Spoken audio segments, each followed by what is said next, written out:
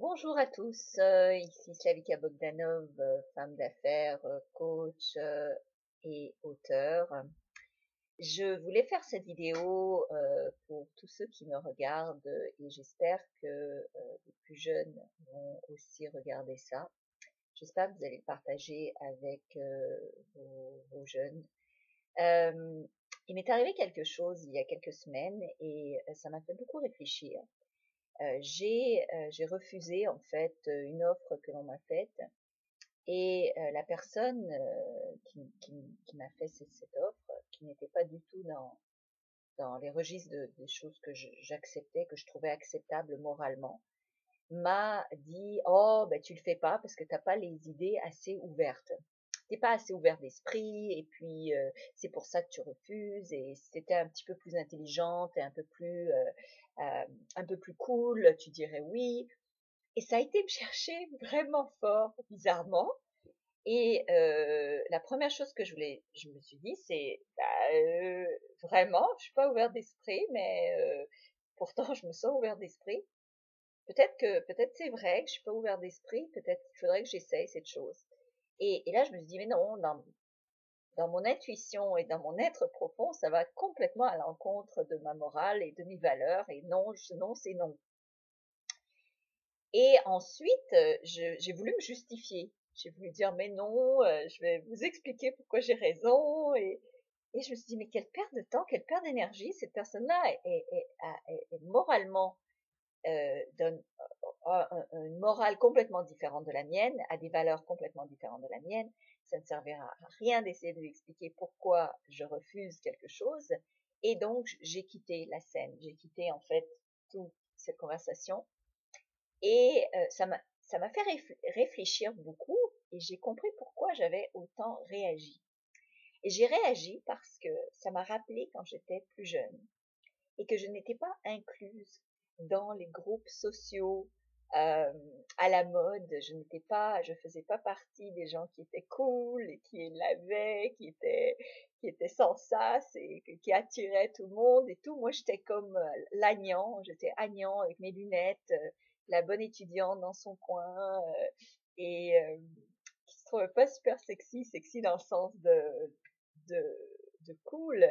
Euh, et rejeté en fait. Peu importe la réalité, c'était ça qui se passait dans ma tête. Et je vivais beaucoup d'intimidation aussi à l'école. Et en fait, je me suis rendu compte que j'aurais donné n'importe quoi pour être ouvert d'esprit, cette ouverture d'esprit supposée, donc de faire peu importe ce que ça prenait pour faire partie de ce groupe de gens cool. Sauf qu'à l'époque, quand j'étais plus jeune, j'étais assez quand même têtue. Et j'avais quand même des valeurs très ancrées et des valeurs qui allaient donc à l'encontre par exemple, de coucher avec les gars. D'ailleurs, j'étais très timide et j'étais très réservée. Et d'ailleurs, je n'étais pas du tout intéressée à sortir avec les gars avant un âge beaucoup plus avancé. Et néanmoins, c'était pas question que je couche avec les gars, comme toutes ces filles qui se disaient super cool et tout, et qui se disaient génial. Donc elles sautaient dans les lits de tous les mecs en disant c'est comme ça que je veux me faire aimer, c'est comme ça que je veux me faire accepter. Deuxième chose, j'étais absolument contre toutes les formes de drogue. Et maintenant, il y a énormément de drogues acceptées, entre guillemets, par les gouvernements, que ce soit les drogues, genre les boissons énergétiques, que je considère être une drogue, parce que c'est rempli de caféine, c'est rempli de poison, ces trucs-là. Donc, c'est une forme de drogue. Et évidemment, la cigarette, l'alcool, mais il y a des drogues dures aussi, comme la cocaïne, l'héroïne, il y en a beaucoup. Eh bien, allez, pareil, j'étais sujette à toutes ces tentations. Mes valeurs profondes, c'était de garder, je m'entraînais énormément, je faisais beaucoup de gym et je faisais de la danse aussi, j'étais danseuse pour un groupe de danse folklorique serbe, donc on s'entraînait énormément. Et si vous avez vu déjà les spectacles de danse russe ou de danse des pays de l'Est, vous pouvez voir qu'on a besoin d'être vachement en forme pour performer. Et j'ai performé devant des premiers ministres, donc quand même, on faisait des beaux spectacles, mais il fallait être en forme, donc il n'était pas question que je prenne des drogues ou quoi que ce soit qui allait anéantir ma santé physique. Donc j'ai eu de la chance parce que j'ai été préservée de la sorte et j'en ai beaucoup souffert quand même parce que je faisais pas partie de la bande des inclus. Sauf que la bande des inclus finalement c'est devenu la bande des gens qui redoublaient leurs cours et qui avaient raté et qui finalement certains d'entre eux m'ont engagé comme coach beaucoup plus tard dans la vie pour rattraper le temps perdu et réussir tous les ratés qu'ils ont eu dans leur vie. Donc, ceci pour dire que finalement, à la fin de tout ça, j'ai terminé avec haut la main. C'est moi qui ai terminé sur le dessus, bien que c'est pas important, mais la morale de cette histoire, c'est de ne jamais, jamais, au grand jamais, se laisser influencer quand les gens vous disent ah, mais tu fais pas partie de la clique. Si tu veux faire partie de la clique, faut que tu fasses ci ou ça. Ou oh, t'as pas les idées assez ouvertes si tu couches pas avec moi, ou si tu prends pas de la drogue, ou si tu bois pas un coup, ou si tu sors pas à telle heure, ou si tu fais pas tout ce qu'on te dit de faire. C'est toi l'erreur, c'est toi qui es con, c'est toi qui es bête, c'est toi qui es stupide, c'est toi qui fais pas.